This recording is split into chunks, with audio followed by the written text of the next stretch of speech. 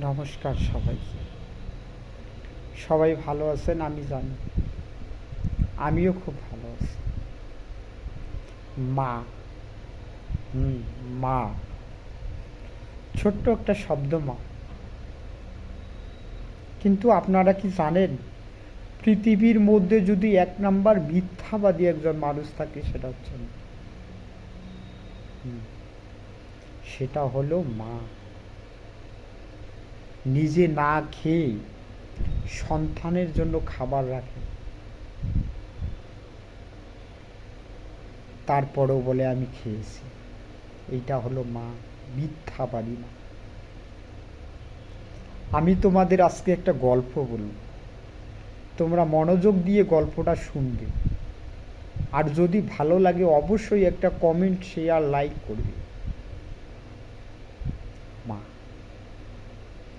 এক পরিবারের সদস্য সংখ্যা ছিল 5 জন। একদিন বাজার থেকে 5 টুকরো মাছ নিয়ে আসলো বাবা। মা সেইটাকে সুন্দর করে রান্না করলো। রান্না করে প্রথমে খেতে দিল হচ্ছে শাশুড়ি ছিল, শ্বশুর ছিল, তাদের। তাহলে 2 জন 2 পিস, আর থাকে 3 পিস। আর 1 পিস দিল স্বামীকে খেতে, আর থাকে 2 পিস। তাদের একটা সন্তান ছিল, 10 বছরের একটা সন্তান। সে প্রতিদিন স্কুলে যাইত। মা কি করলো, সন্তানকে সেই মাছের টুকরোটো দিয়ে ভাত খাওয়ায়, সুন্দর করে সাজিয়ে গুজিয়ে স্কুলে পাঠিয়ে দিল। এখন মায়ের পালা, গেল 4টা পিস, থাকলো 1টা পিস, মায়ের ভাগেরটা। মা এখন সে মাছের টুকরোটা নিয়ে খেতে বসল। ভাত তুলছে, মুখে দিবে। এই সময় মনে হলো আমার সন্তান স্কুলে গিয়েছে, কিছুক্ষণের মধ্যে বাসায় ফিরবে। বাসায় ফিরে বলবে, মা আমার খিদে লেগেছে, আমাকে কিছু খেতে দে। তখন আমি কি দিয়ে খেতে দেব? মা মাছের টুকরোটো রেখে খেয়ে নিল। কিছুক্ষণ পর সেই সন্তানটা বাসায় এসে মাকে বলতেছে, মা আমার খিদে পেয়েছে, আমাকে খেতে দাও। মা সেই মাছের টুকরোটো দিয়ে ভাত খেতে দিল।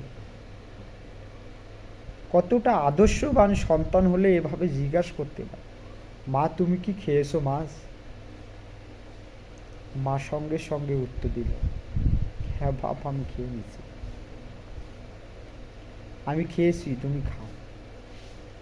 কতটা মিথ্যাবাদী হলে এইভাবে বলতে পারে যে আমি খেয়েছি। হ্যাঁ, এইটা হচ্ছে মা, এইটা হচ্ছে মা।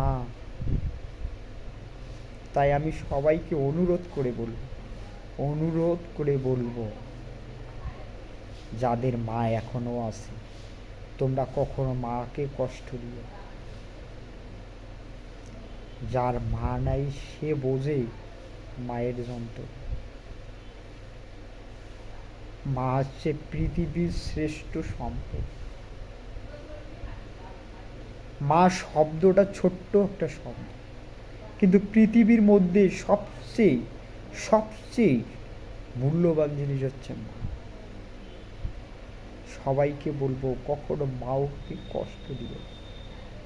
তোমরা কেউ কখনো মাকে কষ্ট দিও না।